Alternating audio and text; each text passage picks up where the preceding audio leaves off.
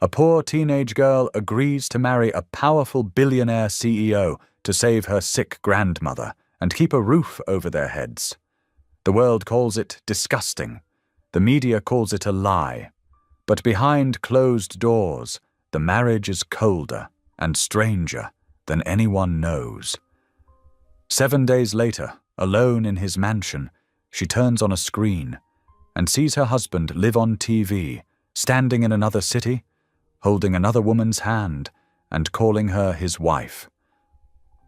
That's when she realizes the truth is far more dangerous than betrayal. She may be married to a man who doesn't legally exist, a man with secrets powerful people will kill to protect. So what happens when a poor teen refuses to stay silent? And how far will the truth go before it destroys them all? Tell me in the comments where you're watching from right now, and if this story speaks to you, make sure you hit subscribe so you don't miss the next one. The first rays of sunlight crept through the worn curtains of the small rental home on Cedar Street, painting golden stripes across Hannah Brooks's tired face. At 18 years old, her movements in the cramped kitchen held the careful efficiency of someone who had been cooking breakfast for years. The wooden floor creaked beneath her feet as she moved between the ancient stove and the counter, the sound mixing with her grandmother Ruth's labored breathing from the next room. Hannah's hands trembled slightly as she cracked eggs into a bowl, the shell fragments joining a small pile of their predecessors. The morning routine was familiar: eggs, toast, and if they were lucky, a piece of fruit. But today everything felt different, heavier. A wheezing cough from her grandmother's room made Hannah's heart clench. "You okay, Gran?" she called out, her voice steady despite the worry churning in her stomach. "Just fine, baby." Ruth's voice came back, though the rattling in her chest said otherwise. "Don't you worry about me." But worry was all Hannah could do. Her eyes drifted to the stack of mail on their small kitchen table, medical bills peeking out from beneath Ruth's well-worn Bible.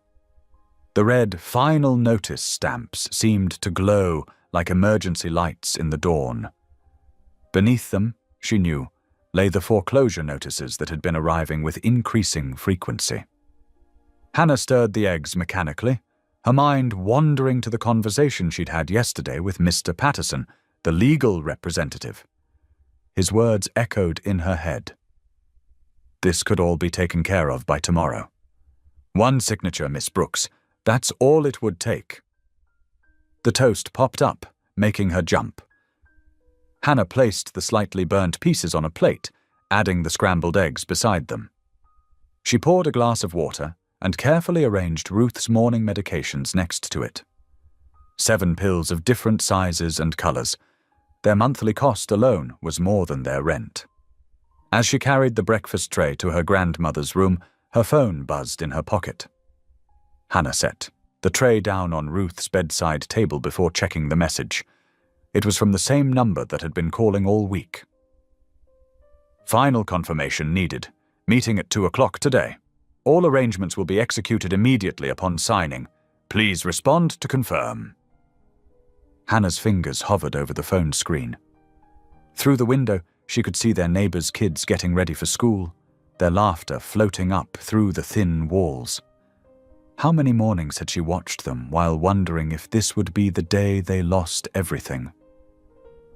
"Is that them again?" Ruth asked softly, her wise eyes finding Hannah's face in the dim light. She was propped up against her pillows, oxygen tube running beneath her nose, but her gaze was as sharp as ever. Hannah nodded, unable to speak for a moment. She busied herself arranging the breakfast tray across Ruth's lap, making sure everything was within easy reach. "Baby," Ruth said, catching Hannah's hand in her own fragile one. "You don't have to do this. The Lord will provide another way." "We've prayed for another way, Gran," Hannah replied, her voice barely above a whisper. "For months now. And maybe this is the answer, even if it's not the one we wanted." Ruth's eyes filled with tears. "Your mama would never have wanted this for you." Mama would have wanted you to get better," Hannah said firmly, though her heart ached at the mention of her mother. "She would have wanted you to have the treatment you need, to have a safe place to live." Hannah knelt beside the bed, still holding her grandmother's hand. The morning light was stronger now, illuminating the stack of unpaid bills on the kitchen table, visible through the doorway. The Bible sat atop them like a paperweight, its leather cover cracked with age and use. She closed her eyes and prayed silently, her lips moving without sound. The words were different from her usual morning prayers, but the feeling was the same, a mixture of hope and fear, of faith and uncertainty. When she opened her eyes, she typed a quick "confirmed" in response to the message. The rest of the morning passed in a blur of routine tasks and phone calls. Hannah helped Ruth with her morning exercises, cleaned the house, and tried not to think about what 2 o'clock would bring. But as the sun climbed higher in the sky, her anxiety grew. At noon, a delivery arrived, a dress in a garment bag, shoes in a pristine white box. Hannah hung them on the back of her bedroom door, unable to look at them directly. They weren't hers, not really. They were just another part of the arrangement. As the afternoon approached, Hannah helped Ruth settle into her favorite chair by the window, making sure her oxygen tank was full and her emergency button was within reach. "I'll be back before dinner," Hannah promised, her voice steady despite the tremor in her hands. Ruth reached up and cupped Hannah's face. "You are so much stronger than you know, baby girl. But remember, your soul isn't for sale, no matter what papers they put in front of you." Hannah nodded, swallowing hard against the lump in her throat. She retreated to her room to change, each step feeling like it was taking her further from the life she had known. The dress was beautiful, simple, but elegant, in a shade of blue that made her dark skin glow. Hannah stood before her mirror, barely recognizing the young woman who stared back at her. Her hand rose to touch the cross necklace her mother had given her, its familiar weight, both comforting and heavy with meaning. As the setting sun painted the sky in shades of orange and pink, Hannah looked at her reflection one final time. The girl in the mirror looked older somehow, as if the weight of the decision had aged her beyond her 18 years. She understood, with a clarity that made her heart ache, that by tomorrow morning her life would no longer be solely her own. But as she heard Ruth's breathing from the other room, slightly labored but steady, Hannah straightened her shoulders. Sometimes love meant making impossible choices. Sometimes faith meant walking forward even when the path ahead was shrouded in darkness. With one last touch of her mother's cross, Hannah turned away from the mirror. The legal papers waited in her bag, their presence as heavy as the future they represented.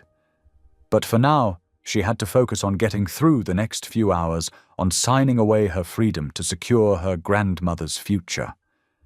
The last rays of sunlight filtered through her window, casting long shadows across the floor. In less than 12 hours, everything would change.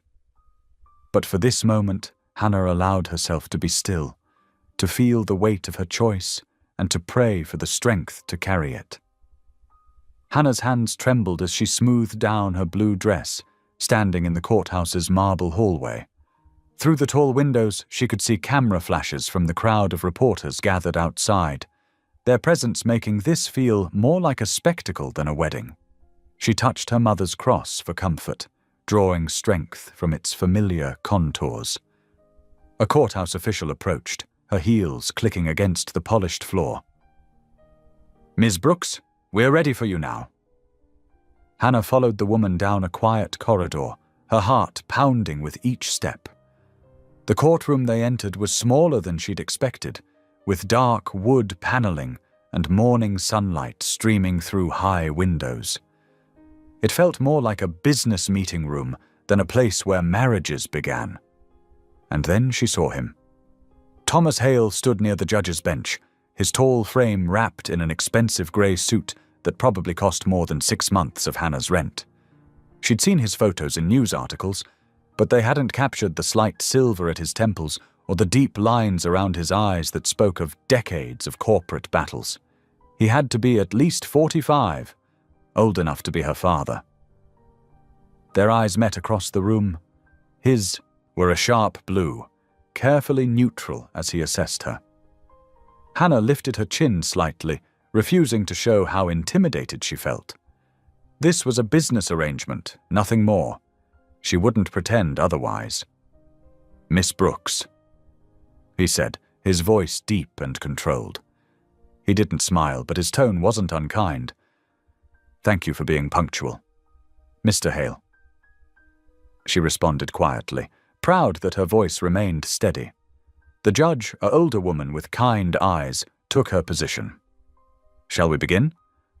The ceremony, if it could even be called that, was brief and eerily formal. No music played. No flowers brightened the room. The traditional wedding vows were replaced with carefully worded legal promises that sounded more like a contract than a marriage. Hannah noticed Thomas's hands were steady as he signed the papers, his signature practiced and precise. When it was her turn, she forced herself to write clearly, despite her trembling fingers. "Congratulations," the judge said, though her tone suggested she knew this was anything but a celebration. "You are now legally married." Thomas turned to Hannah, maintaining a respectful distance. "I've already contacted the medical center. Your grandmother's treatment will begin this afternoon. The transfer to the new care facility can happen as soon as tomorrow, if that suits you." Hannah nodded, grateful that he was at least keeping his end of the bargain promptly. "Thank you," she managed. They exited through a side door to avoid the press, though Hannah could still hear their shouts and questions. A sleek black car waited in a private parking area, a driver holding the door open. Thomas gestured for her to enter first, then followed, maintaining careful space between them. The drive to his estate was silent, giving Hannah time to process the morning's events. They passed through increasingly expensive neighborhoods until the houses grew further apart, hidden behind elaborate gates and perfectly manicured hedges. When they finally turned into a long driveway, Hannah's eyes widened at the sight of Thomas's home. The estate was massive, a modern mansion of glass and stone that seemed to stretch endlessly in both directions. Perfectly maintained gardens surrounded it, and Hannah counted at least 4 garages. It was beautiful, but it felt cold somehow, like a museum rather than a home. "Jenkins will show you to your room," Thomas said as they entered the vast foyer. "Feel free to rest or explore the grounds. Dinner is at 7, though you're welcome to eat in your room if you prefer."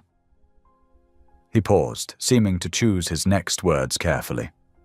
"I know this is unconventional. I'll try to make the transition as comfortable as possible." Before Hannah could respond, he'd turned and disappeared down one of the many hallways, leaving her with an elderly butler who introduced himself as Jenkins. "This way, Mrs. Hale," Jenkins said, and Hannah flinched slightly at the new name. Her room was larger than the entire first floor of her grandmother's house. A massive 4-poster bed dominated one wall, while floor-to-ceiling windows overlooked the gardens. Everything was decorated in soft creams and blues, beautiful but impersonal, like a luxury hotel suite. "The bathroom is through there," Jenkins explained, indicating a door. "Your clothes have been unpacked in the closet. If you need anything, there's a house phone by the bed. Just dial 0 for assistance." Hannah waited until Jenkins left before sinking onto the edge of the bed, finally allowing herself to feel the full weight of the day. She was married. She was living in a stranger's mansion. And while she knew she'd made the right choice for her grandmother, the reality of her new life was overwhelming. As evening fell, the house grew quieter.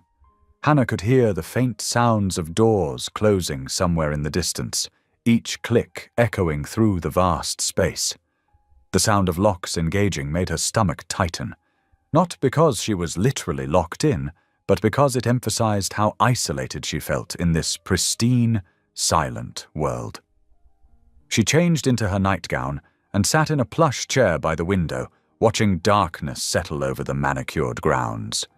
The room was beautiful, comfortable, and felt like a gilded cage. Somewhere in this massive house, her new husband was going about his evening routine, as much a stranger to her as he had been this morning. The only difference was now they were legally bound to each other. Hannah reached for her phone, checking for updates about her grandmother. The medical center had already begun preliminary treatments, just as Thomas had promised. At least that part of the arrangement was being honored.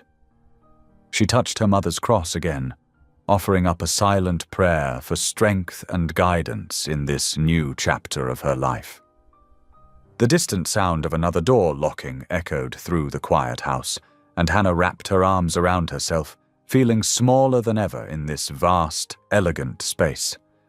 This was her home now, but she had never felt more alone. Hannah woke with a start, sunlight streaming through unfamiliar windows. For a moment she lay perfectly still, her heart racing as she tried to place herself in the vast, silent room. The events of yesterday crashed back like a wave. The courthouse, the wedding, this strange new home. Her wedding ring felt heavy and foreign on her finger. She sat up slowly, taking in the pristine bedroom that still felt more like a hotel suite than a personal space. The silence was almost oppressive, broken only by the distant hum of what might have been a vacuum cleaner somewhere in the enormous house.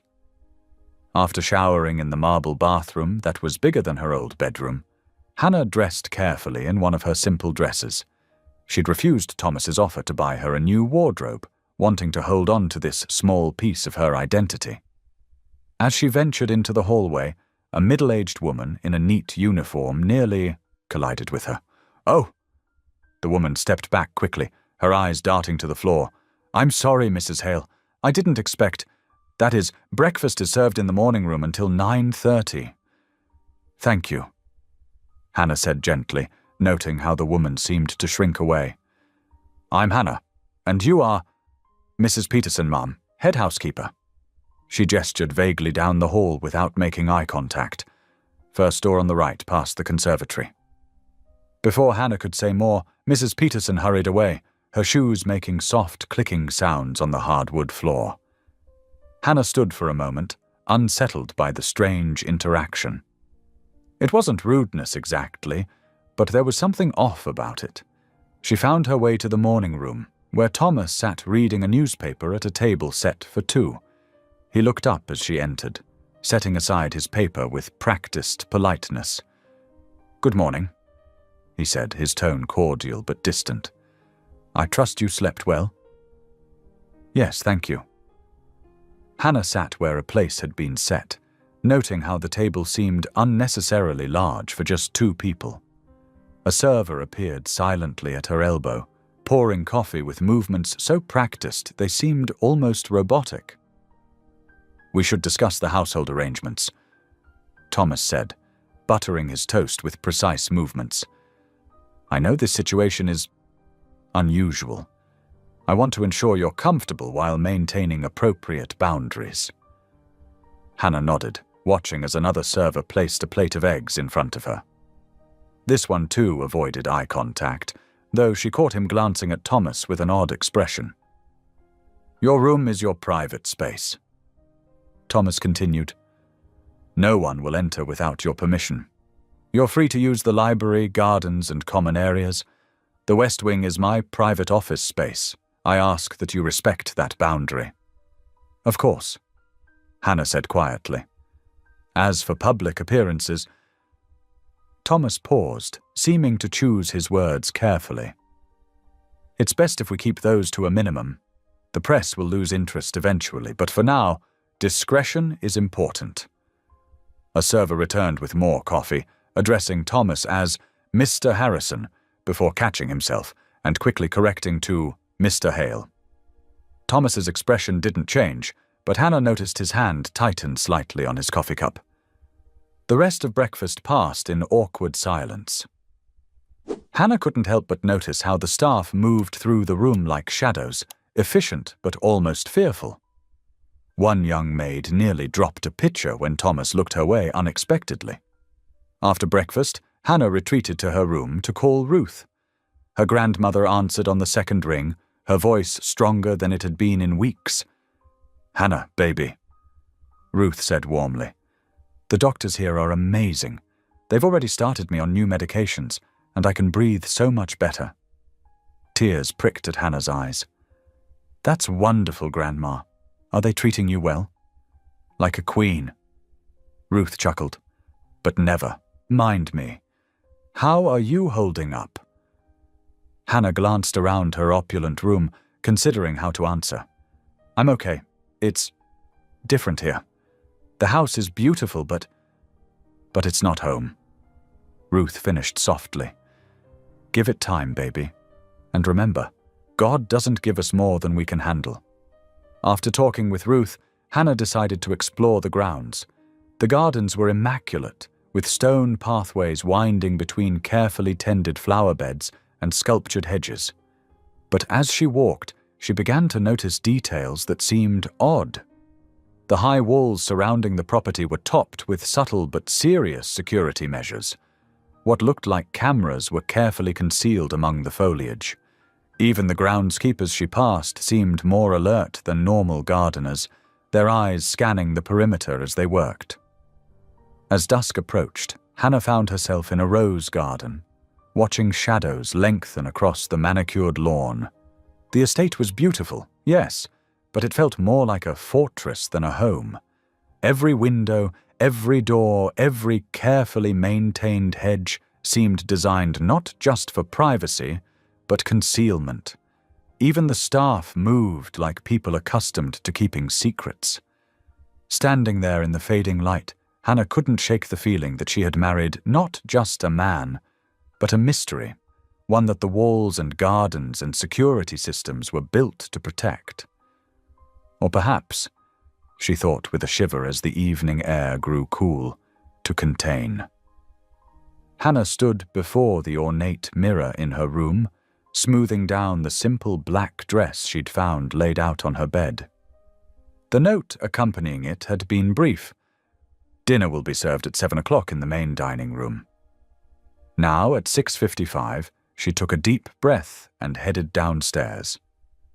The main dining room was larger than her old apartment, with a long mahogany table that could easily seat 20 people. Tonight, only 2 places were set at opposite ends.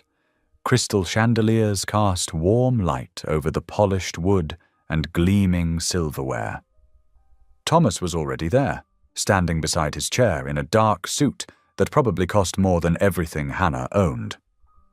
"Good evening," he said, his tone perfectly polite. "Please sit." Hannah settled into her chair as a server appeared silently to pour water into crystal glasses. The table's length stretched between them like a barrier, making conversation feel almost impossible. Still, Thomas made an effort.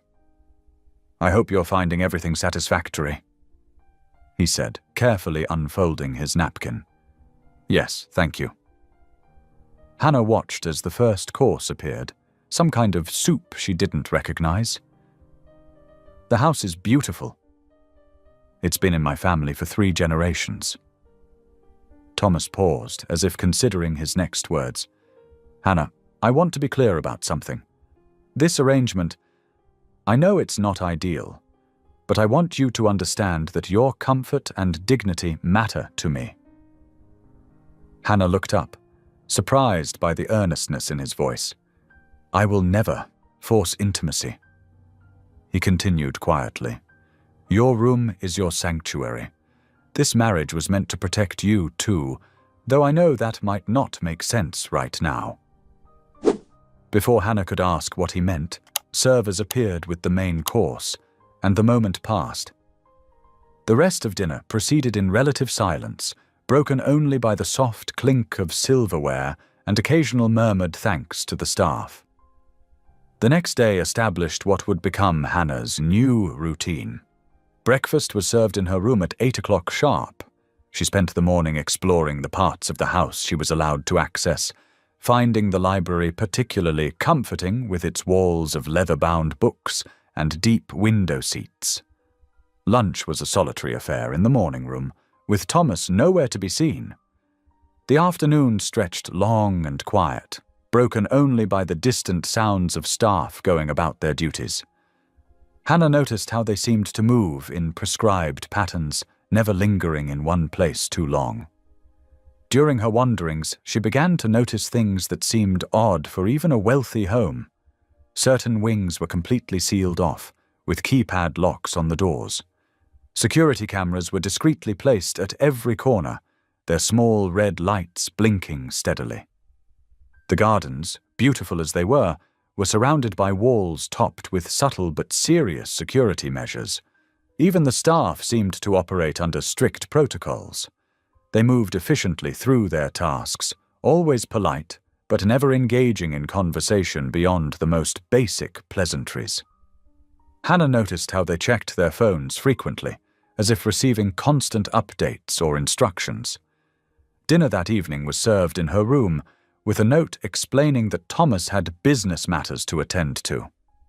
Hannah ate slowly, listening to the enormous house settle around her. The silence felt heavy, pregnant with unspoken things. As night fell, she sat in the window seat of her room, watching security lights come on across the grounds. The estate's transformation from elegant home to fortified compound seemed more obvious in the darkness. Just before midnight, voices drifted through her door, raised and angry, though she couldn't make out the words. Hannah crept to her doorway, listening. The voices seemed to be coming from behind one of the locked doors down the hall.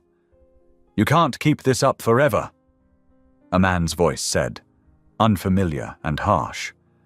"We had an agreement." This voice she recognized as Thomas's, though she'd never heard him sound so cold. "Agreements can be broken. Not this one." The voices dropped lower, becoming unintelligible. Hannah stood frozen, straining to hear more. Then came the sound of a door opening and closing, followed by footsteps moving away in different directions. The silence that fell afterward felt different than the usual quiet of the house. It felt heavy with secrets, with things hidden behind locked doors and security systems. Hannah returned to her window, seat, but sleep was long in coming. She couldn't shake the feeling that she'd married into something far more complicated than a simple arrangement to help her grandmother. The moonlight cast strange shadows through the iron bars of the security gates, and somewhere in the distance she heard the steady beep of a keypad being activated. Another door being locked, another secret being sealed away in the night. Hannah stared at the ornate ceiling of her bedroom, watching shadows dance across the plasterwork as dawn crept closer. Sleep had been elusive all week, but tonight felt different. The silence of the massive estate pressed in around her like a heavy blanket, making her chest feel tight. 6 nights had passed since her wedding day. 6 nights of tossing and turning in this unfamiliar bed, trying to make sense of her new reality. The digital clock on her nightstand blinked 3:15 in the morning, its red numbers the only source of light in the room. With a quiet sigh, Hannah pushed back the silk covers and slipped her feet into the soft slippers beside her bed. If sleep wouldn't come, she might as well explore. The estate felt different at night, less intimidating somehow, as if its formal facade relaxed when everyone was asleep. She pulled on her robe and quietly opened her bedroom door. The hallway stretched out before her, moonlight filtering through tall windows and creating pools of silver on the marble floor. Her slippers made no sound as she walked, trailing her fingers along the wood-paneled walls. Most of the house was familiar to her now, but there were still rooms she hadn't entered. Tonight, her wandering led her down a corridor she rarely visited, past a series of closed doors until she reached one that stood slightly ajar. Warm air drifted out, carrying the faint hum of electronic equipment. Hannah pushed the door open wider, revealing a state-of-the-art media room. Multiple screens covered one wall, their standby lights blinking softly in the darkness. Plush theater seats faced the screens, and a complex control panel sat on a desk nearby. Curiosity drew her in. She'd always been good with technology, and the array of equipment beckoned to her. The room felt lived in, unlike many of the formal spaces in the house. A half-empty coffee mug sat on the desk, and a jacket was thrown carelessly over one of the chairs. Hannah settled into the comfortable leather chair at the control desk, examining the array of buttons and switches before her. One screen showed what appeared to be a news feed on standby. Another displayed various camera angles of what looked like a convention center. "I wonder," she murmured, reaching for what seemed to be a power button. The screens flickered to life, bathing the room in a blue glow. Hannah leaned forward, intrigued by the multiple feeds now visible. Her fingers moved across the control panel, adjusting settings as she tried to make sense of what she was seeing. Suddenly, all the screens synchronized to a single broadcast. The volume came up automatically, and Hannah found herself watching what appeared to be a live feed of a major business conference. The caption at the bottom of the screen read, "Global Technology Summit, Singapore." The camera panned across a sophisticated stage setup, where a panel of business leaders sat in modern chairs. Hannah's breath caught in her throat as the camera focused on one particular figure. Thomas Hale sat center stage, looking polished and confident in an expertly tailored suit. He looked exactly as he had at breakfast yesterday, except for one stark difference. His smile reached his eyes. As Hannah watched, frozen in place, an elegant woman in a crimson dress walked onto the stage. The camera followed her progress as she moved to stand beside Thomas. Her dark hair was swept up in a sophisticated style, diamonds glinting at her throat and ears. The announcer's voice came through clearly. "And joining us now is Catherine Hale, wife of Thomas Hale and Chief Innovation Officer of Hale Technologies." The world seemed to tilt sideways. Hannah gripped the edge of the desk, her knuckles turning white. She watched as Thomas stood, helping Catherine into her chair with practiced familiarity. They sat close together, their body language speaking of years of comfortable intimacy. "As we begin our discussion on ethical AI development," the moderator continued, "I'd like to start with you, Mrs. Hale.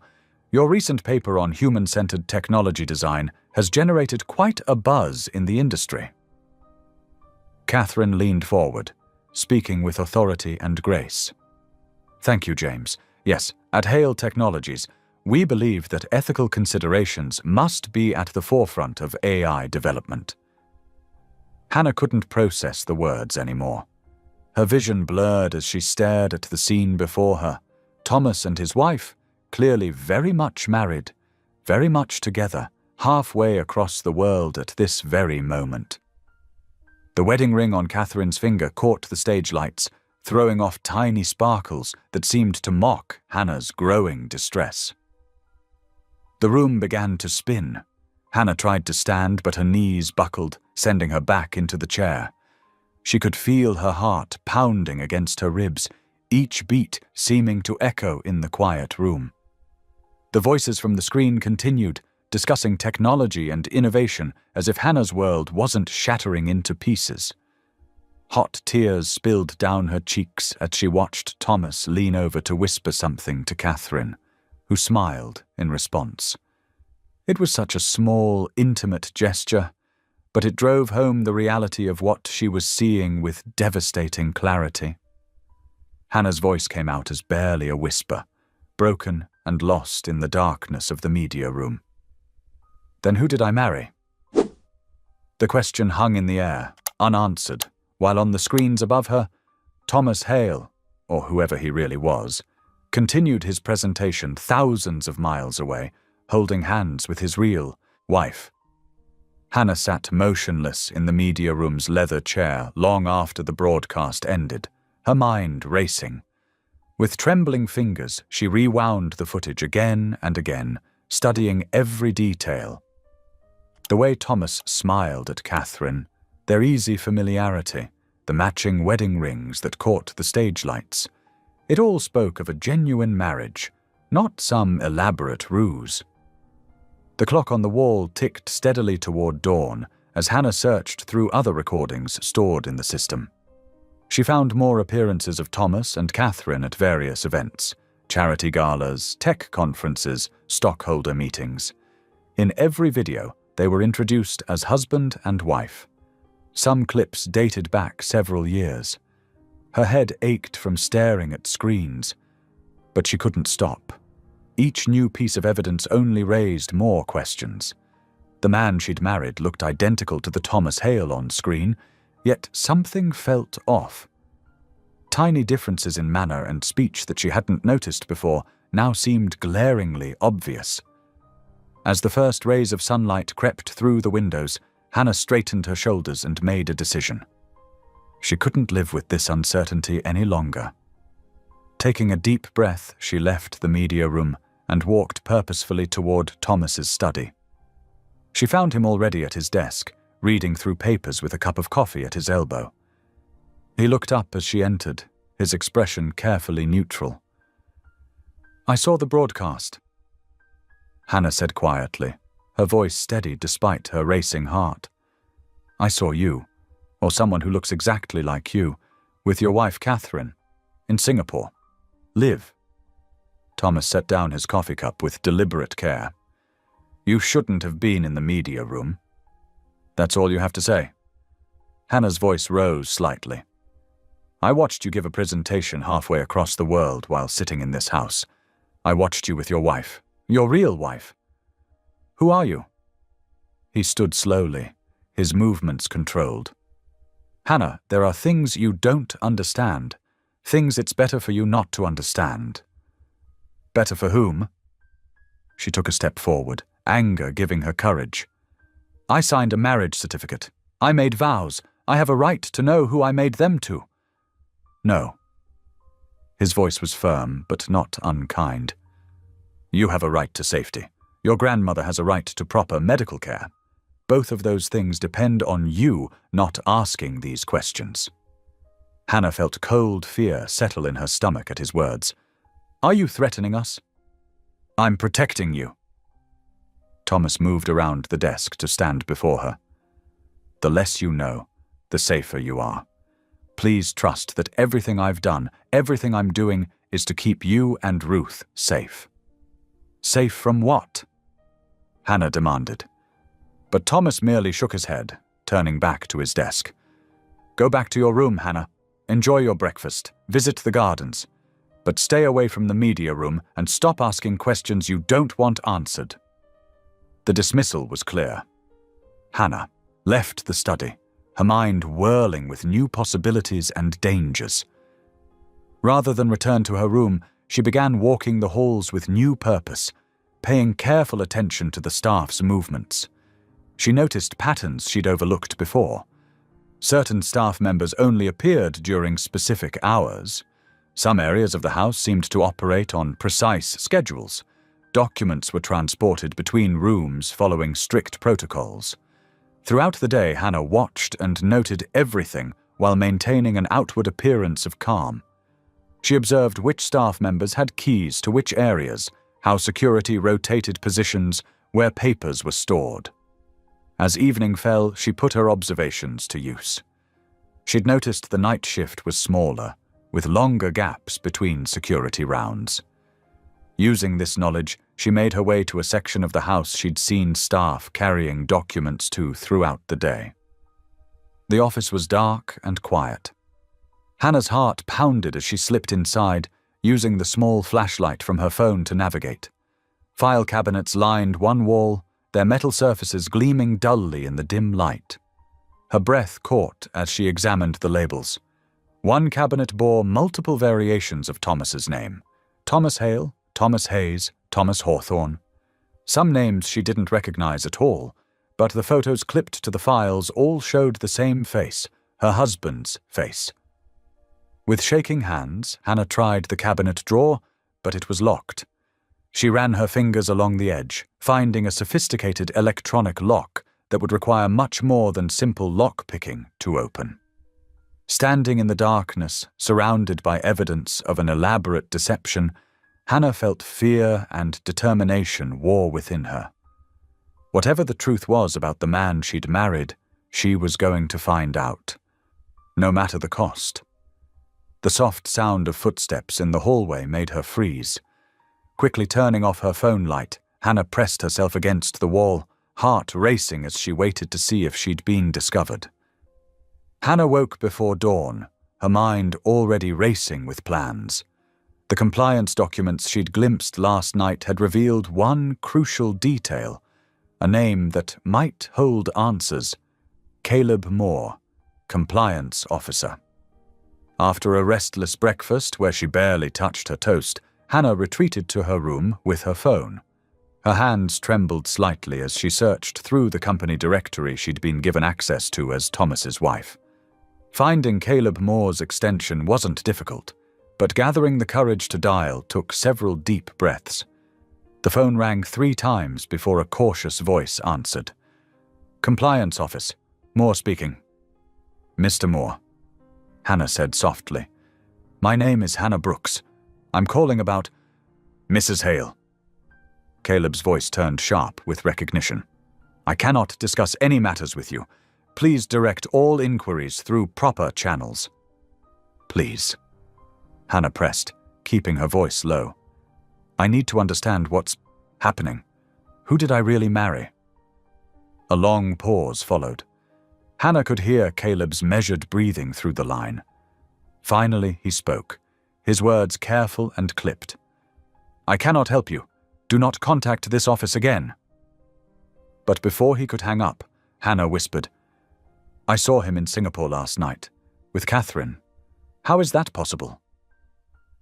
Another pause, longer this time. When Caleb spoke again, his voice had changed subtly. "Meet me at Carter's coffee shop at 2 o'clock. Come alone. Don't tell anyone where you're going." The line went dead before Hannah could respond. She sat on her bed, heart pounding, until she felt steady enough to stand. Getting off the property wouldn't be easy. She'd need a reason that wouldn't raise suspicion. At lunch, she casually mentioned to the housekeeper that she needed to pick up some personal items from the pharmacy. The woman's eyes narrowed slightly, but she nodded. "James can drive you." "No need," Hannah said quickly, perhaps too quickly. "I'd like to walk. The fresh air will do me good." The housekeeper looked like she wanted to object, but Hannah's status as Thomas's wife, whatever that really meant, gave her just enough authority to make it difficult to refuse such a simple request. Carter's coffee shop was a small, worn establishment several blocks from the gleaming corporate towers downtown.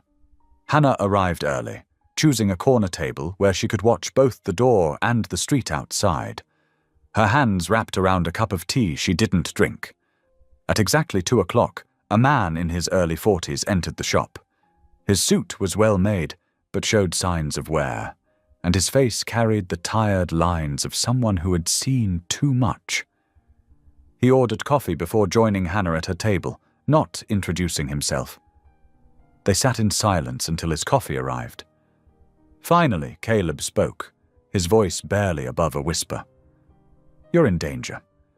You don't even know how much danger." Hannah leaned forward slightly.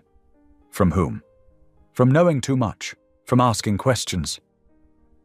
Caleb's eyes darted to the window, then back to her face. "The corporation. It's not what people think. The identities, the positions of power. They're fluid. Interchangeable. What does that mean?" Hannah's voice shook slightly. "Who did I marry?" Caleb took a long sip of coffee, his hands steady despite the tension in his shoulders. "Think about it. A man who can be in 2 places at once. A corporation that operates globally, but with faces that shift and change. Names that appear and disappear. Are you saying they're all different men, pretending to be the same person?" "I'm not saying anything." Caleb's voice was firm.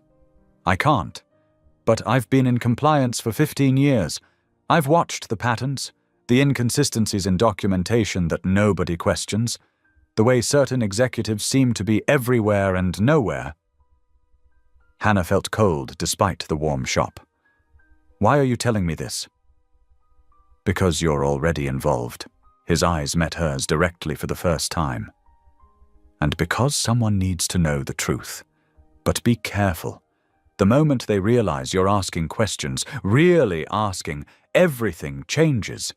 Your grandmother's protection, your safety. It all depends on your ignorance.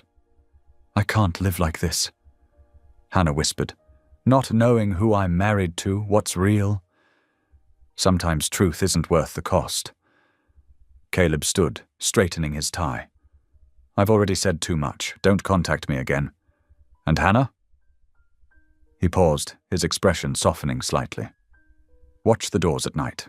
They don't always stay locked. He left before she could respond, disappearing into the afternoon crowd outside. Hannah sat there for a long time, her tea growing cold, her mind trying to process the implications of his words. The walk back to the estate felt longer, each step heavier than the last. The guards nodded to her as she passed through the gate, but their eyes seemed more watchful than before. Or perhaps she was just more aware of being watched. That evening, Hannah knelt beside her bed, her grandmother's Bible open before her. The familiar words brought comfort, but not answers. Her prayers came in whispers, tears sliding down her cheeks. Lord, she prayed, her hands clasped tightly, I don't ask for an escape. I made this choice to help Grandma Ruth, and I'll stand by it. But please, give me the courage to face whatever truth lies behind these walls. Give me strength to do what's right, whatever the cost. The room fell silent, except for her quiet breathing. Outside, she could hear the subtle clicks and whirs of security systems activating for the night. Somewhere in the vast estate, doors were being locked. Or perhaps, as Caleb had warned, unlocked. Hannah's fingers trembled as she typed in the password she had memorized from watching one of the secretaries. The media archive computer hummed to life in the deserted records room. She had chosen the early morning hours deliberately, knowing most staff wouldn't arrive for several more hours. The database was massive, spanning decades of corporate history. Hannah started with recent footage, methodically working backward. She noticed it first in the small things. The way Thomas Hale held his coffee cup in board meetings from 2020, different from how he held it in 2019. The slight variation in his walk during the 2018 shareholder meetings compared to 2017. Tiny inconsistencies that most would miss, but Hannah's careful eye caught them all. Her heart pounded as she dug deeper into legal filings. Marriage certificates, divorce records, property deeds, all bearing the name Thomas Hale, but with subtle differences in the signatures. Some had been sealed by court order, others buried in obscure county records. She found 5 different marriage licenses spanning 30 years, each with a different woman's name beside his. It's like he's been different people, she whispered to herself, scrolling through tax, records. Or different people have been him. The corporate structure was even more complex. Shell companies nested within shell companies, each leading back to the same handful of names, Thomas Hale among them. But the signatures never quite matched. The handwriting evolved and shifted, as if multiple people had been signing the same name over years. Hannah pulled up video footage from 1995. The man on screen called himself Thomas Hale, but his mannerisms were completely different from the Thomas she knew. His accent had a slight Boston edge that her Thomas lacked. Yet the corporate records listed him as the same person. She was so absorbed in her research that she didn't hear the door open. It wasn't until she saw movement reflected in the computer screen that she realized she wasn't alone. I wondered when you'd find your way here. Hannah spun around to find Thomas standing in the doorway. Not her Thomas. This was the one she'd seen on the broadcast with another wife. Her heart jumped into her throat. but something was different about him now. His shoulders sagged slightly, the careful polish of his public persona cracking.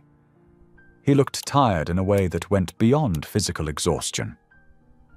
"I'm not going to stop you," he said quietly, closing the door behind him. "You deserve to know the truth." "Which truth?" Hannah's voice was steady despite her fear. "And which Thomas Hale are you?" He laughed, but there was no humor in it. "That's the question, isn't it? Who am I really?" He sank into a chair, suddenly looking much older. "I've been Thomas Hale for 23 years. Before that, I was someone else, someone whose name I haven't spoken in so long I sometimes forget it was ever mine." Hannah stayed where she was, watching him carefully. "Why?" "Power, money, protection." He ran a hand over his face. The corporation needed faces, trustworthy, consistent faces. Men willing to become someone else, to live behind a name that wasn't theirs. We took turns, trading places, maintaining the illusion that Thomas Hale was one man who could be everywhere at once. How many of you are there? Now? 3. There used to be 4, but James... He stopped, pain flickering across his features. "We lost James 2 years ago. He couldn't handle the pressure anymore. The lies, the constant fear of discovery." Hannah thought about all the sealed doors in the estate, the security protocols, the careful isolation. "You're prisoners too, aren't you? Just like me." "Prisoners of our own making." His laugh was bitter. "We chose this decades ago. Young men hungry for power, willing to erase ourselves for a chance at wealth beyond imagination. We didn't understand the cost." "The marriages," Hannah said softly. "The other women. Some knew the truth. Others, like you, were kept in the dark for their protection." He met her eyes directly. "I fought against bringing you into this, but the corporation needed a fresh face, a new story to feed the media. And your grandmother's medical bills made you vulnerable." Anger flared in Hannah's chest. "You used her illness to trap me." "Yes." His honesty was startling. "I've done far worse things in my years as Thomas Hale. Used people, manipulated situations, destroyed lives with a signature on a document." His voice cracked. "I told myself it was necessary, that the end justified the means. But sitting across from you at breakfast each morning, seeing your quiet dignity, your faith, I can't hide from what I've become anymore." Hannah studied him. This broken man who had worn another man's name for so long he'd lost himself. She saw the fear in his eyes, the bone-deep exhaustion, the shame he tried to hide. "I'm a coward," he whispered. "I could have exposed it all years ago, could have told the truth, faced the consequences. Instead, I kept playing my part, kept the lies going, because I was afraid." Afraid of what? Everything. The corporation's power, public scandal, prison. He looked down at his hands. "But mostly, I was afraid of facing myself, of admitting that I'd thrown away my soul for a corner office and a name that wasn't mine." Hannah thought about her grandmother's Bible, about the prayers she'd whispered in the dark. She thought about truth and redemption, about the cost of lies and the price of grace. "It's not too late," she said quietly. "To tell the truth, to make things right." He looked at her with something like wonder. "How can you still believe in redemption after everything you've learned?" "Because I have to," Hannah replied. "If I stop believing in the possibility of change, in the power of truth, then what am I doing here?" Thomas, or whoever he really was, closed his eyes, tears sliding down his cheeks. In that moment, Hannah saw him clearly for the first time. Not a villain orchestrating her imprisonment, but a man drowning in the consequences of choices made decades ago. A soul crying out for forgiveness, but too afraid to reach for it. The weight of his confession hung in the air between them, changing everything and nothing. Hannah was still trapped, still married to a man whose real name she didn't know. But now she understood that her cage was built from fear as much as power, fear that had claimed victims on both sides of the corporate walls. The morning sun cast long shadows across the study as Hannah sat across from Thomas, both of them nursing cups of coffee that had long gone cold.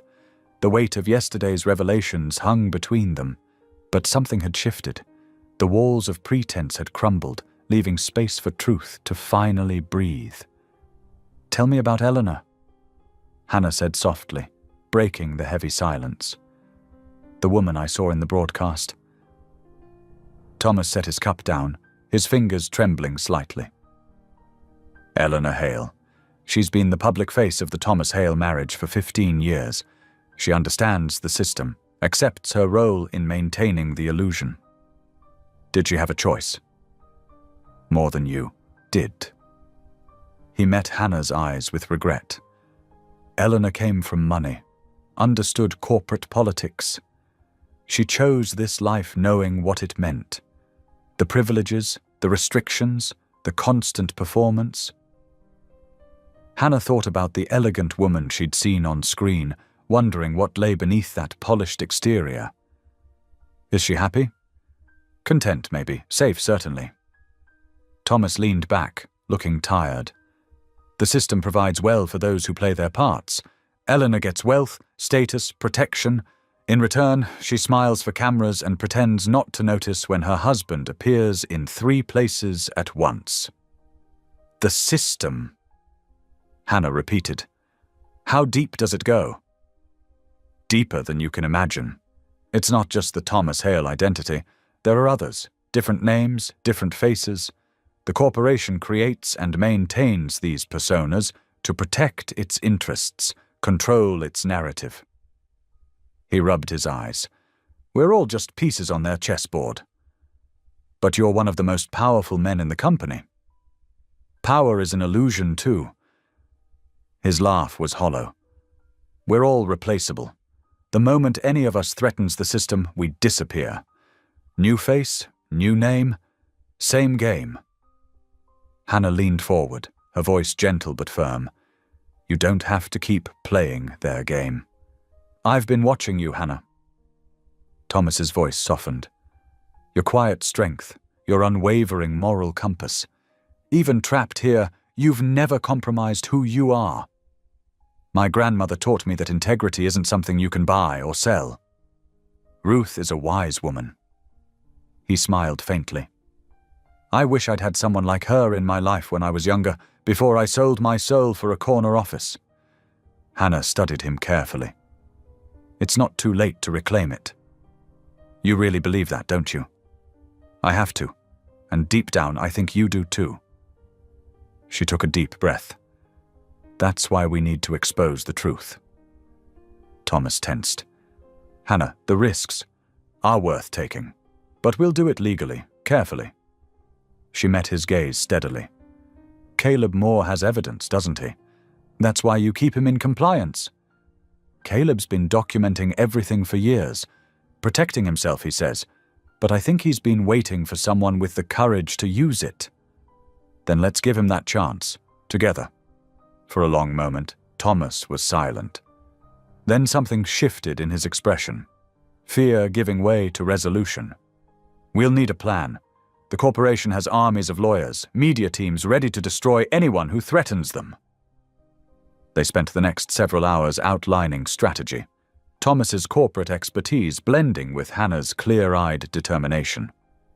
They would need Caleb's documentation, Eleanor's potential testimony, and carefully timed legal filings to protect everyone involved. As evening approached, Hannah excused herself to call Ruth. In the privacy of her room, she held the phone close, drawing strength from her grandmother's familiar voice. Something's changed, Ruth said immediately. I hear it in your voice. Hannah smiled, knowing she could never hide anything from Ruth. We're going to tell the truth, Grandma, about everything. Good. Ruth's approval warmed her heart. The Lord gives us trials not to break us, but to show us what we're capable of when we stand firm in His truth. I'm scared, Hannah admitted. This is bigger than anything I've ever faced. Fear is natural, baby girl. Courage is choosing to act anyway. Ruth's voice grew serious.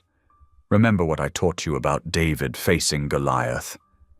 That sometimes the biggest giants fall to the smallest stones. That's right. And you know what David's real weapon was? Not the stone or the sling, but his faith that truth would prevail. Hannah wiped away tears she hadn't realized were falling. I love you, Grandma. I love you too, baby. And I'm proud of you. So proud it makes my heart want to burst. After saying goodbye, Hannah stood at her window, watching the sunset paint the sky in shades of hope.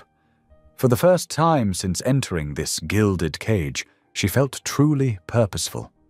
The path ahead would be difficult, perhaps dangerous, but she was no longer just surviving. She was choosing to fight for something bigger than herself. The truth, she realized, was both weapon and shield. It could tear down walls built by decades of lies, but it could also protect those brave enough to stand in its light. Tomorrow they would begin the careful work of dismantling the system that had trapped them all. But tonight, Hannah felt something she hadn't expected to find in this place. Hope. Hannah woke early that morning, her mind already racing with the tasks ahead. 2 days had passed since her conversation with Thomas, and they'd been carefully setting their plan in motion. Every document had to be perfect, every detail scrutinized. One wrong move could bring everything crashing down. She made her way to the study where they'd been working, her footsteps echoing in the quiet hallway. The morning sun streamed through tall windows, casting long shadows across the polished floor. Thomas was already there, his suit jacket draped over a chair as he pored over legal documents. "Morning," he said, looking up briefly. "Caleb sent over the final affidavits. We need to review them before—" A sharp knock interrupted him. Jenkins, the head of security, stood in the doorway, his face tight with concern. "Sir, we have a situation." Hannah's stomach clenched as Jenkins handed Thomas a tablet. On the screen, a news website blazed with fresh headlines. Corporate heir's secret bride, gold digger or conspirator. The article was brutal, painting Hannah as a calculating opportunist who had manipulated her way into the family's wealth. Anonymous sources claimed she had orchestrated the entire marriage, using her grandmother's illness as emotional blackmail. Thomas's face darkened as he read. "They're trying to get ahead of us. Someone leaked." Hannah's phone buzzed incessantly as notifications flooded in. Social media was exploding with speculation and accusations. Photos of her appeared online, private moments from the past week, clearly taken by someone inside the estate. "They're painting me as the villain," she whispered, her voice trembling slightly. "Making it look like I planned this." Before Thomas could respond, more security personnel entered the room. "Mr. Hale, you're needed in the main office immediately. Board emergency meeting." Hannah reached for his arm. "Thomas, wait. I'm sorry," he said, his voice strained. "I have to handle this. Stay here. Stay safe." He turned to Jenkins. "No one gets to her. Understand?" As Thomas was escorted out, Hannah found herself effectively trapped in the study. Security stationed themselves outside the door, protection that felt more like imprisonment. Hours crawled by as she watched her reputation being systematically destroyed online. At 2 o'clock, a stern-faced woman in a charcoal suit appeared. "Ms. Brooks, I'm Catherine Ward from Legal." She placed a thick envelope on the desk. "These are preliminary papers requiring your immediate attention." Hannah's hands shook as she read the documents. They were crafted to silence her, promising financial security in exchange for complete confidentiality, and a public statement denying any corporate wrongdoing. The corporation is prepared to be very generous. Catherine said smoothly, "Your grandmother's medical care would be guaranteed for life. You could live very comfortably. And if I refuse, then things become complicated for everyone involved." The threat was velvet-wrapped steel. Hannah's phone rang, a number she didn't recognize. Catherine moved to stop her, but Hannah answered anyway. It was her neighbor, Mrs. Chen, and her words sent ice through Hannah's veins. "Hannah, honey, you need to come quick. It's Ruth. She collapsed after seeing the news. The ambulance just took her to Metro General." The world tilted sideways. Hannah barely registered dropping her phone, barely heard Catherine calling after her as she ran from the room. Security tried to stop her, but she pushed past them, her only thought getting to Ruth. The hospital corridor was harsh and bright, smelling of disinfectant and fear. Hannah's heels clicked against the linoleum as she ran, her heart pounding in her ears. She found Mrs. Chen in the waiting area, still in her gardening clothes.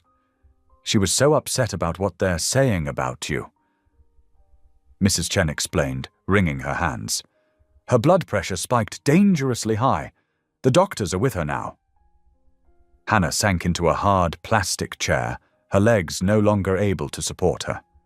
The television mounted in the corner was playing news coverage of the scandal.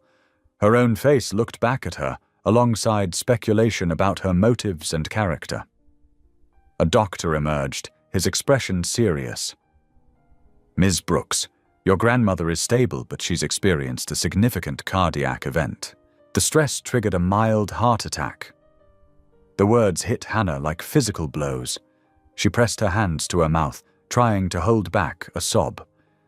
Through the window of Ruth's room, she could see her grandmother looking small and fragile against the white hospital sheets, monitors beeping steadily beside her. "She needs absolute rest," the doctor continued. "No excitement, no stress. Another episode like this could be fatal." Hannah stood there, watching Ruth sleep, feeling the weight of impossible choices crushing down on her. The truth could bring justice, could expose years of corporate corruption, but at what cost? Ruth was all she had in the world, the woman who had raised her with love and faith and unwavering principles. Now those very principles threatened to tear everything apart. The legal papers in her purse seemed to burn like fire, a devil's bargain offering safety in exchange for silence. Hannah pressed her forehead against the cold window, tears sliding down her cheeks. "Oh, Grandma," she whispered. "What do I do?"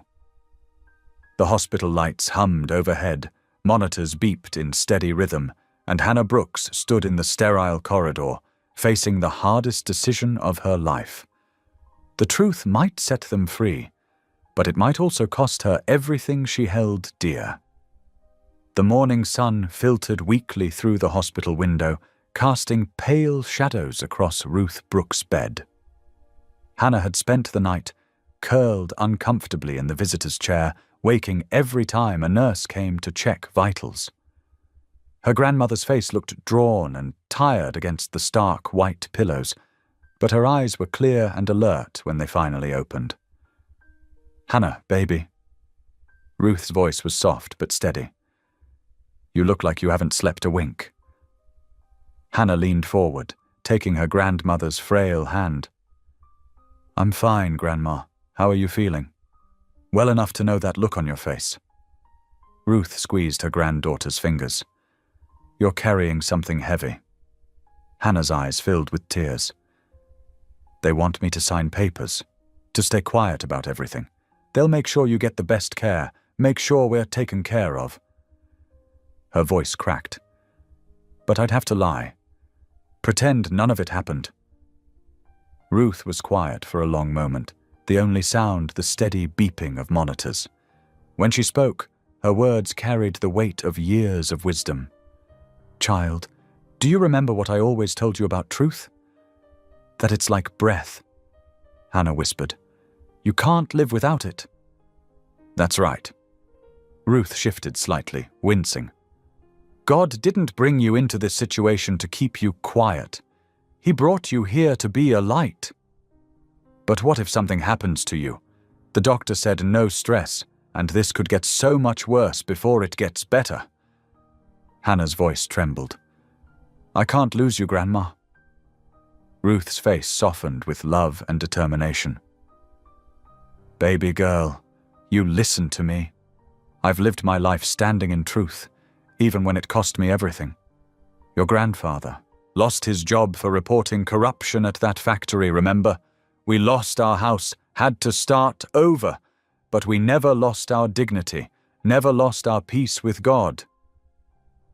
Hannah remembered those hard years, how Ruth had worked 3 jobs but still made time to read Bible stories at bedtime. How she taught Hannah that character wasn't about what you had, but who you were when everything was taken away.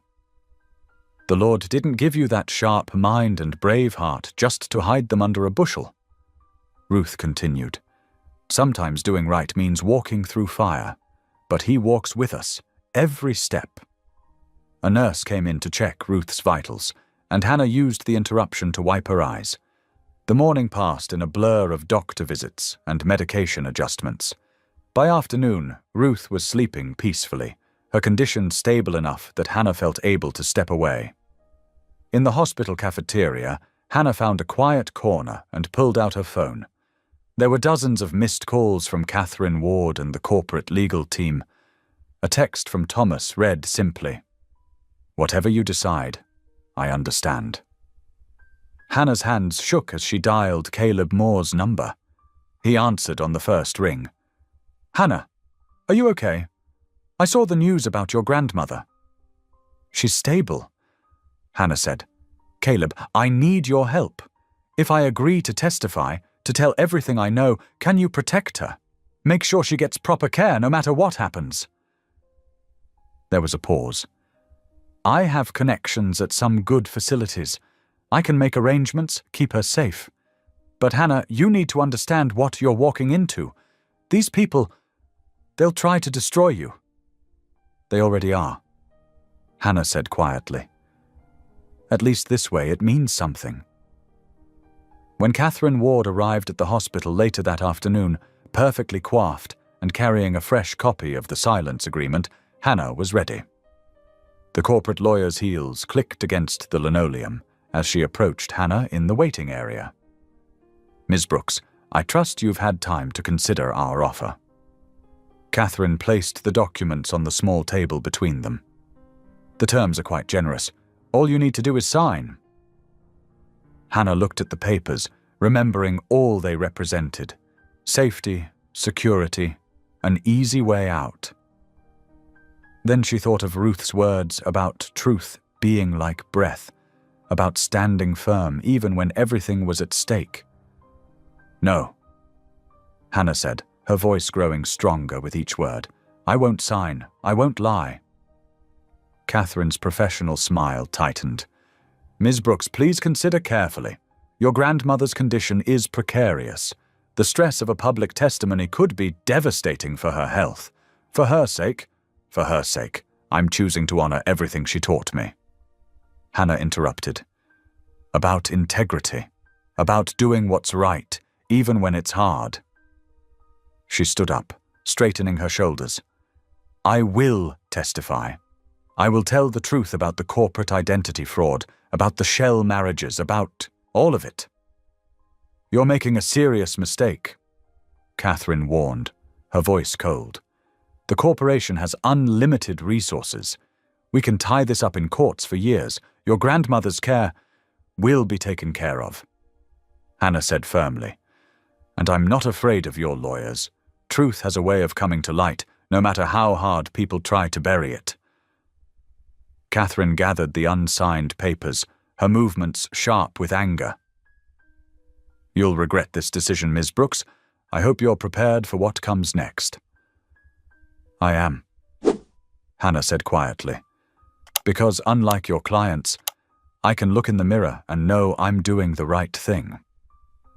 After Catherine left, Hannah returned to Ruth's room. Her grandmother was awake, watching her with knowing eyes. "You chose truth, didn't you, baby?"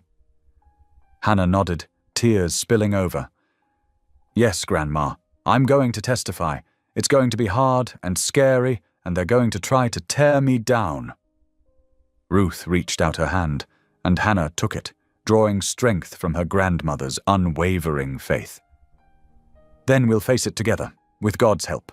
Remember what David said in Psalms, 'The Lord is my light and my salvation. Whom shall I fear?'"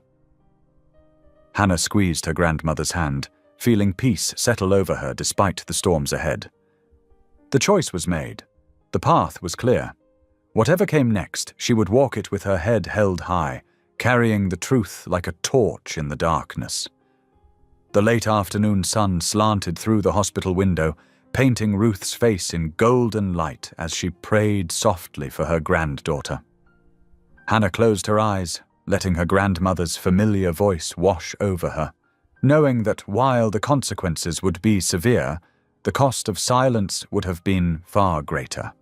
Hannah stared at her reflection in the bathroom mirror of her small hotel room, trying to steady her trembling hands. The hearing was scheduled to begin in 2 hours. On the television behind her, another news anchor was dissecting her character. Sources close to the Hale Corporation suggest Hannah Brooks deliberately infiltrated the organization, targeting vulnerable executives. She turned off the TV, remembering Ruth's words about standing firm in truth.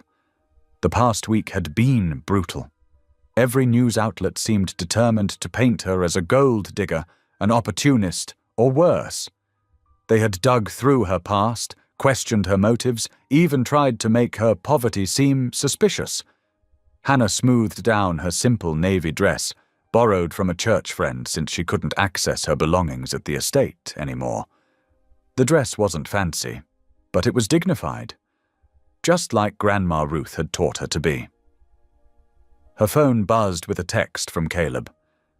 "Security team ready. Remember, just tell the truth exactly as it happened." The drive to the federal courthouse was surreal. Photographers swarmed the car as it pulled up, their cameras flashing like lightning. Hannah kept her eyes forward, focusing on the courthouse, steps ahead. Signs waved in her peripheral vision, some supporting her, others condemning. She heard shouts of "Gold digger" mixed with "Tell the truth." Inside, the hearing room was smaller than she'd imagined, but packed tight. Corporate lawyers filled one side, their expensive suits and stern faces a wall of intimidation. Journalists and spectators occupied every other available seat. Hannah spotted Catherine Ward wearing a triumphant smile, clearly expecting her to crumble. As Hannah took her seat at the witness table, she felt the weight of every eye in the room. The committee chairman, Senator Marshall, cleared his throat. "Ms. Brooks, you understand you are under oath?" "Yes, sir." Her voice came out clear and steady, surprising even herself. "Please begin by describing how you came to enter into marriage with Thomas Hale." Hannah took a deep breath and began speaking. She described her grandmother's illness, the mounting medical bills, the foreclosure threats. Her voice remained calm as she detailed the marriage proposal through the corporate lawyers, the private ceremony, the strange rules at the estate. Then, on the 7th night after the wedding, I saw something that changed everything. Hannah continued. She described entering the media room, the accidental broadcast activation, and the shock of seeing Thomas Hale in another city with another wife. A murmur rippled through the room. Even some of the corporate lawyers shifted uncomfortably. "Ms. Brooks." Senator Marshall leaned forward. "Are you suggesting that the man you married was not the real Thomas Hale?" "Sir, I'm not sure there is a real Thomas Hale anymore," Hannah replied carefully. "What I discovered was a system of corporate doubles, rotating identities, and shell marriages used to maintain the illusion of a single executive." Catherine Ward stood up sharply. "Objection! These are unfounded accusations. This is not a court proceeding, Ms. Ward." Senator Marshall interrupted. "Please sit down. Continue, Ms. Brooks." Hannah described finding the documents, her meeting with Caleb Moore, and Thomas's eventual confession. Her voice softened as she recalled his admission of being trapped in a role for decades. "Why did you choose to come forward?" another committee member asked. "The corporation offered you considerable compensation for your silence." Hannah straightened in her chair. "Because truth matters. Because my grandmother taught me that integrity isn't something you can sell. And because sometimes doing the right thing means facing the consequences of speaking up." As she continued testifying, Hannah noticed subtle changes in the room. The hostile stares began to soften. Some journalists stopped typing to really listen. Even a few corporate lawyers looked troubled, as if seeing the human cost of their legal manipulations for the first time. When Hannah described Ruth's hospitalization and the pressure to sign the silence agreement, sympathetic whispers spread through the spectators. Catherine Ward's triumphant smile had long since faded. "One final question, Ms. Brooks," Senator Marshall said. "What do you hope to achieve by testifying today?" Hannah thought carefully before answering. "I hope to show that the truth still matters, that we can't let power and money hide deception, no matter how sophisticated it becomes. And maybe," she paused, "maybe help free others who are trapped in these corporate lies." As the hearing continued with other witnesses, Hannah noticed phones lighting up throughout the room. Journalists were already publishing their first reports. The narrative was shifting. Where they had expected to see a scheming opportunist, they had found something else entirely. A young woman standing firmly in her truth, regardless of the cost. Legal aides began passing urgent notes to the corporate lawyers.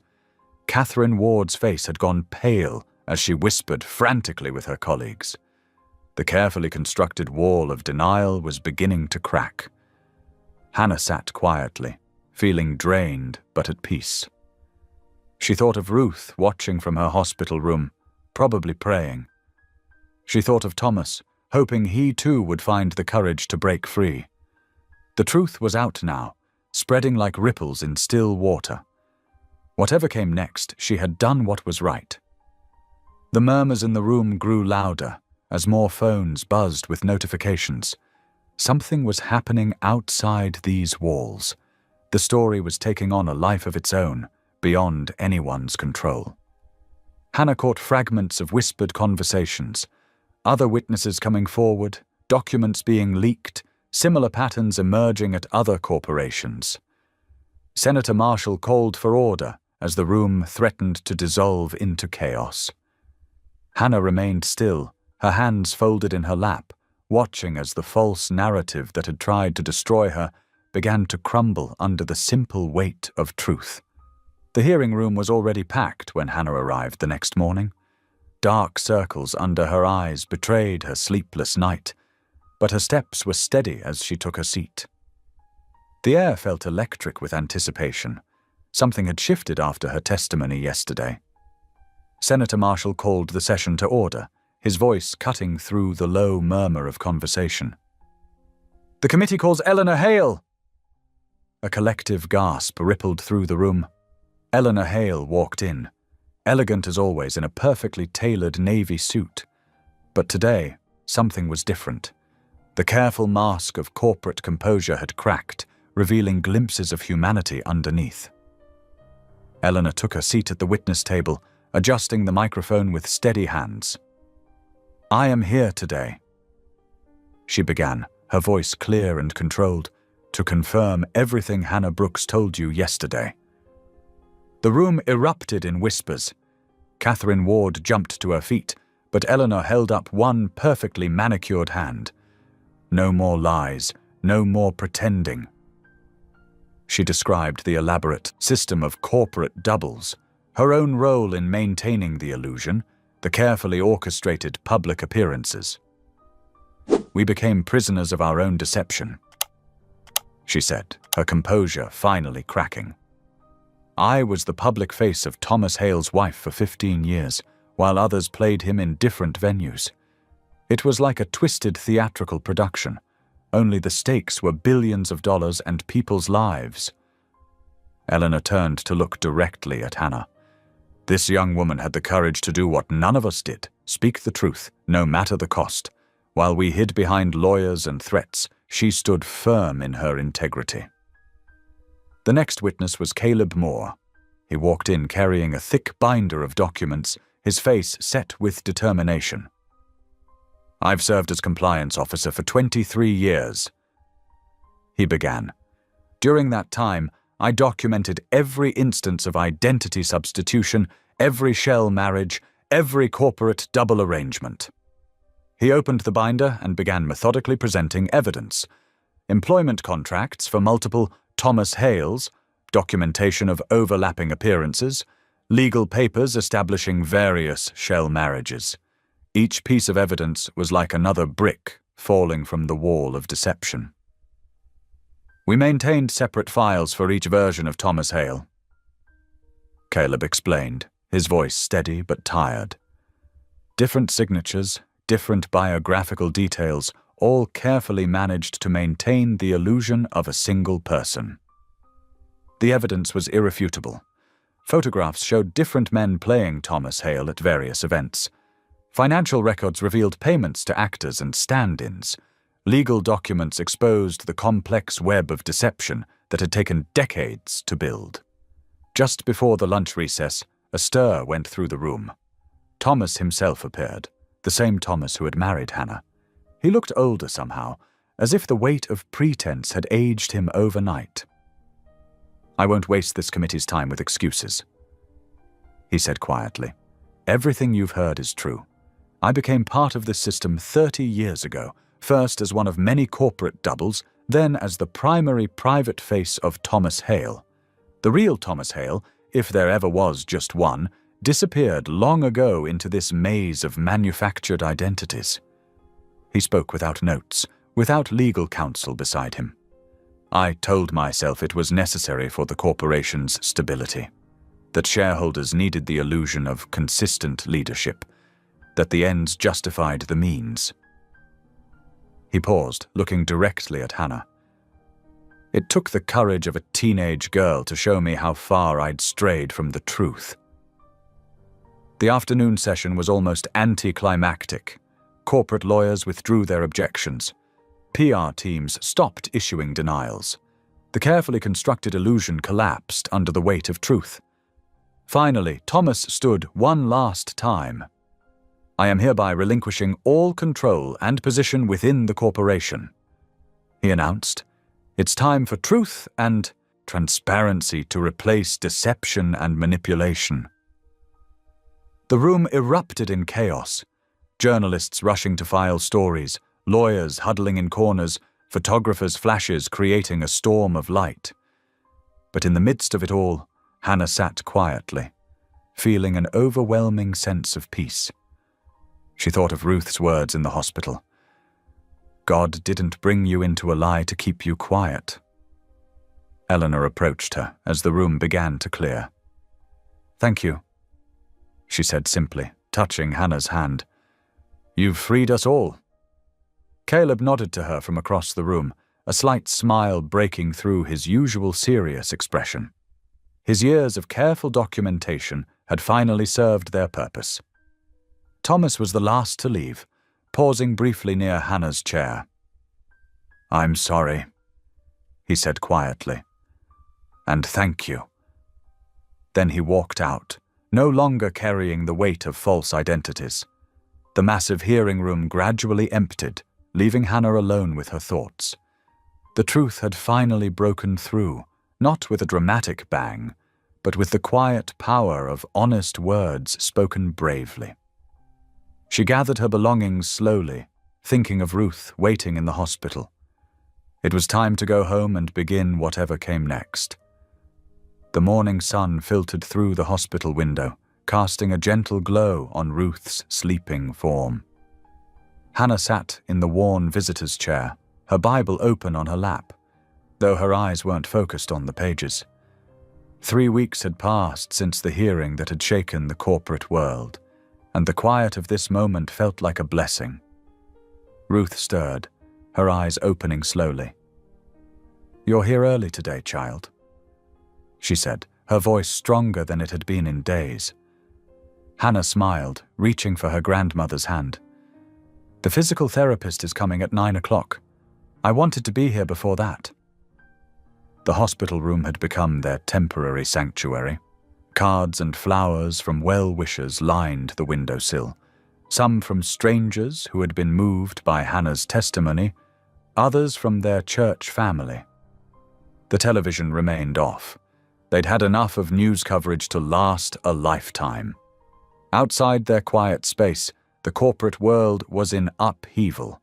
The revelation of the Thomas Hale deception had triggered a massive restructuring effort. Independent auditors combed through decades of records.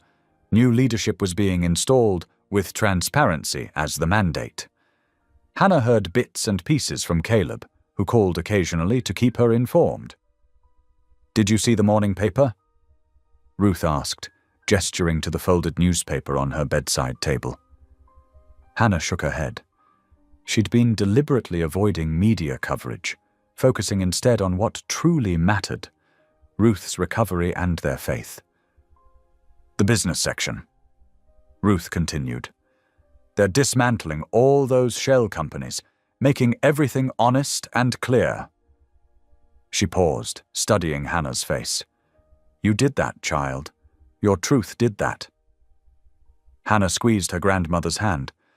"We did it together. Your strength gave me strength." The physical therapist arrived, a cheerful woman named Sarah who had been working with Ruth since her collapse.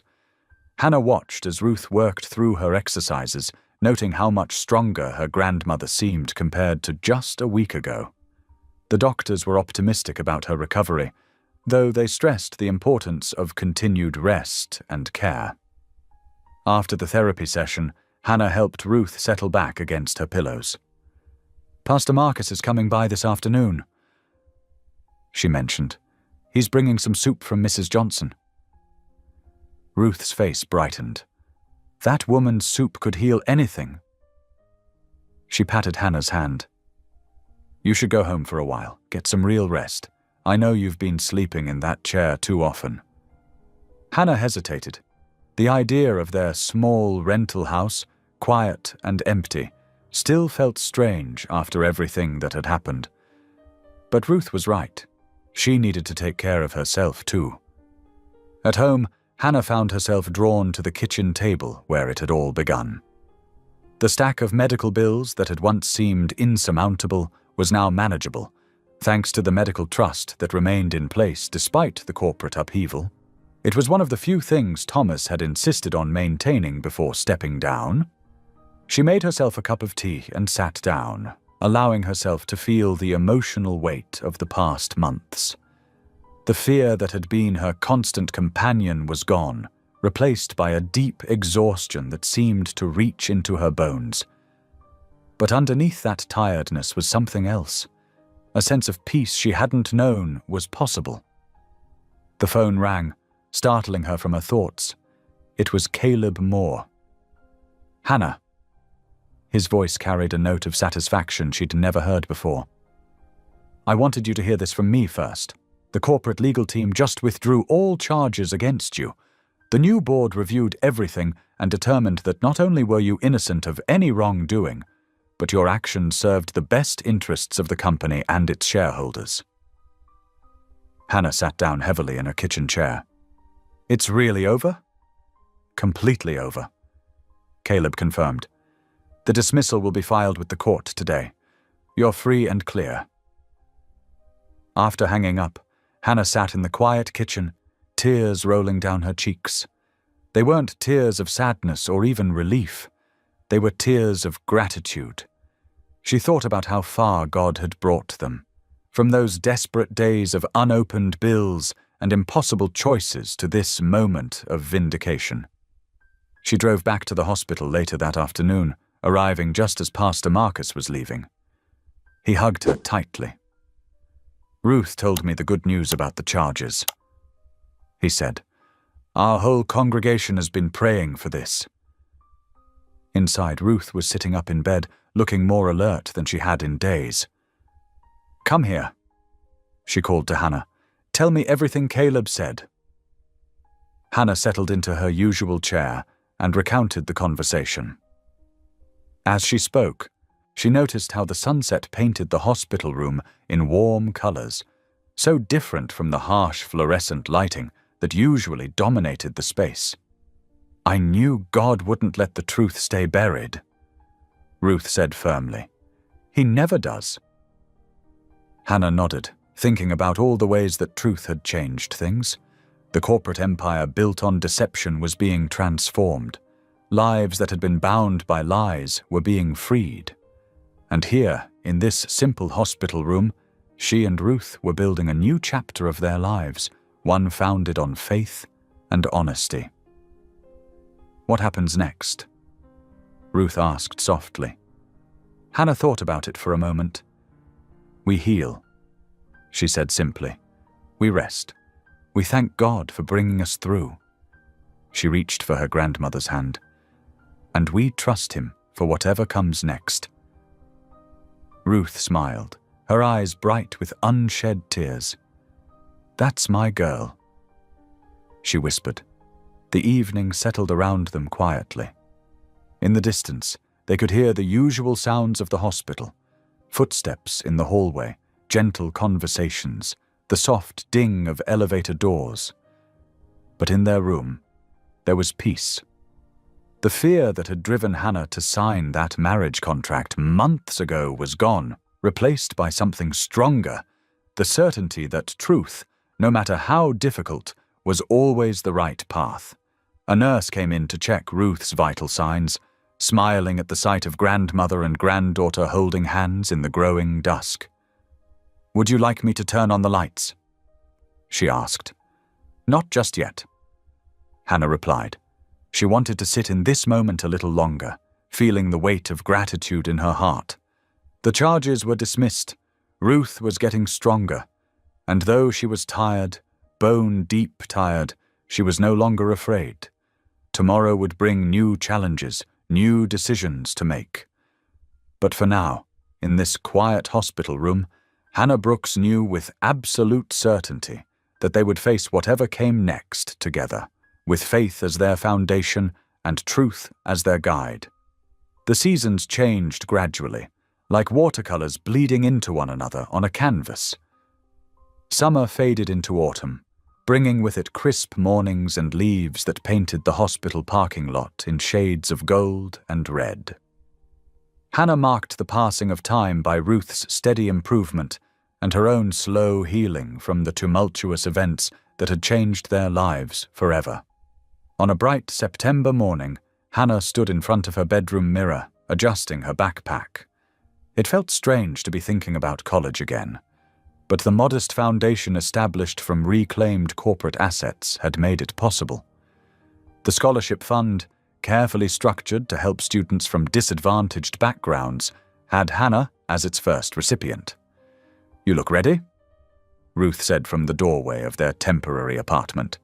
Her voice was stronger now, though she still needed her oxygen tank. The doctors were optimistic about her continued recovery. "I'm nervous," Hannah admitted, smoothing her shirt. "It feels like starting over." "That's because it is," Ruth replied. "But starting over isn't always a bad thing." The foundation offices occupied a small building downtown, far removed from the towering corporate headquarters that had once housed so many secrets. Hannah stopped there after her first day of classes, as she'd promised Eleanor she would. Eleanor Hale, the real Eleanor Hale, had surprised everyone by volunteering to help manage the foundation. She'd transformed from the polished corporate wife into someone more authentic, trading designer suits for casual business wear and forced smiles for genuine warmth. "Hannah!" Eleanor called out when she entered. "How was your first day?" "Different," Hannah said, settling into a chair. "Good different, but still strange." Eleanor nodded, understanding. "Life has a way of coming full circle. Did you know Thomas asked about you yesterday?" Hannah's expression softened. Thomas lived quietly now, no longer burdened by the weight of maintaining false identities. He'd chosen a small house on the outskirts of town, where he spent his days gardening and writing what he called his confession memoir. "How is he?" Hannah asked. "At peace, I think." Eleanor replied. "He's stopped looking over his shoulder, stopped rehearsing his words before he speaks them." She smiled. "He's just Thomas now, the real Thomas." October painted the world in deeper colors. Hannah fell into a routine of classes, study groups, and regular foundation meetings. The media interest had finally died down, allowing her to focus on rebuilding her life one day at a time. Ruth's health continued to improve, her breathing growing stronger as the autumn air turned crisp. The doctors spoke optimistically about her future, and Hannah thanked God daily for the medical care that had once seemed impossibly out of reach. When November arrived with its early sunsets and morning frost, Hannah received the news she'd been waiting for. Ruth's original home, the one that had nearly been lost to foreclosure, was ready for them to return. The foundation had quietly arranged for necessary repairs and modifications to accommodate Ruth's medical needs. Hannah walked through the restored rooms, tears filling her eyes as she remembered the desperation she'd felt there just months before. The kitchen, where she'd once stared at unopened bills, now gleamed with fresh paint and early morning light. The living room, where Ruth had struggled to breathe, had been fitted with medical equipment that blended seamlessly with their familiar furniture. Even the garden had been tended, winter flowers adding spots of color to the December landscape. "It's like a miracle," Ruth whispered, moving slowly through the house with her oxygen tank. "But then, this whole year has been full of miracles, hasn't it?" Hannah helped Ruth settle into her favorite chair by the window. Sunlight streamed through the glass, warming the room and casting a golden glow over everything it touched. It was the same window where they'd once prayed together, asking God for guidance when it seemed they had no options left. "Remember that morning?" Ruth asked, as if reading Hannah's thoughts. "When you were trying to be so brave about the marriage contract?" Hannah nodded, her throat tight with emotion. "I was so scared," she admitted. "I thought I was sacrificing my future to save yours. And look what God did instead." Ruth said softly, "He used your courage to bring truth to light, to help not just us, but so many others." The Foundation's work had expanded beyond their initial expectations. It now provided support for multiple families affected by corporate corruption, offered scholarships to deserving students, and worked to promote transparency in business practices. Eleanor had proven to be an unexpected blessing in its operation. Her insight into corporate structure, combined with her newfound commitment to honesty, made her an invaluable advocate for change. She visited them regularly, no longer the distant figure she'd once been. Even Thomas, in his quiet way, contributed. His memoir, still in progress, promised to expose the human cost of corporate deception while offering hope for redemption. He'd asked Hannah to write the foreword, a request that had moved her deeply. As the December sun continued its path across the sky, Hannah moved through the house, touching familiar walls and furniture. Every room held memories, some painful, some precious, but now they also held promise. The threat of foreclosure was gone, replaced by the security of ownership. The medical bills that had once overwhelmed them were now manageable, covered by the trust that remained intact. Ruth's voice called from the living room. "Hannah, come look at this sunset." Hannah joined her grandmother at the window. The sky was painted in brilliant shades of pink and gold, the winter sun setting behind bare trees. It was the same view they'd always had, but somehow it looked different now, clearer, brighter. "God's light," Ruth said simply, reaching for Hannah's hand. "It finds its way through everything in the end." Hannah squeezed her grandmother's hand, feeling the strength in those weathered fingers. Yes, the light had found its way through corporate lies, through fear and uncertainty, through months of challenge and change. And here they were, back in their home, watching another sunset together. The house settled around them with familiar creaks and sighs. In the kitchen, the renovated heating system hummed quietly. Outside, a few early evening stars began to appear in the winter sky. Everything was different, and yet everything was exactly as it should be. Ruth's breathing was steady and strong beside her, no longer the labored gasps that had once filled Hannah with fear. The medical equipment stood ready but unobtrusive, a reminder of how far they'd come. Through the window, the last rays of sunlight filled the room with warmth, touching everything with gold. The walls that had once felt like they were closing in, the floors they had worried they would lose, the space that was once again, truly, their home. The setting sun painted long shadows across Ruth's restored porch as Hannah settled into the worn wooden rocker beside her grandmother. The evening air held a gentle warmth, carrying the scent of blooming jasmine from their newly tended garden. "Look at that sky," Ruth murmured, her voice strong and clear. "Reminds me of that verse. The light shines in the darkness, and the darkness has not overcome it." Hannah smiled, watching the golden rays filter through the trees. So much had changed since those dark days of desperate choices and hidden truths. The weight of secrecy no longer pressed on her shoulders. The fear that had once consumed her thoughts had dissolved into peace. "I was thinking about something today," Hannah said softly. "Remember how worried we were about what people would say? About the scandal?" Ruth nodded, adjusting her shawl. "And now look at you. People don't whisper about the marriage anymore. They talk about your courage to stand up for truth." It was true. In the months since the hearings, Hannah had discovered a different kind of identity. Not as Thomas Hale's mysterious bride or the whistleblower who exposed corporate corruption, but as someone who chose truth over safety, integrity over comfort. "The funny thing is," Hannah continued, "I thought I was giving up my future that day. But God had bigger plans."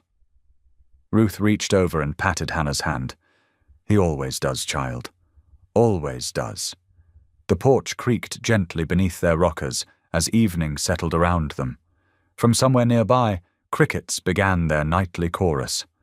Hannah closed her eyes, drinking in the peaceful moment. "Time for our evening prayers?" Ruth asked, though she already knew the answer. It was their nightly ritual, one that had carried them through the darkest times. Hannah nodded, bowing her head. But tonight, her prayer was different from the desperate pleas of months past. No longer did she ask for protection from creditors or healing from scandal. Instead, her voice lifted soft and clear in the twilight. "Lord," she prayed, "thank you for bringing light into dark places. Thank you for showing us that your truth is stronger than any deception. Grant us wisdom to walk in that truth, to see clearly, to love deeply, and to serve faithfully." Ruth's gentle Amen joined hers as the last rays of sunlight faded from the sky. Stars began to appear, twinkling against the deepening blue.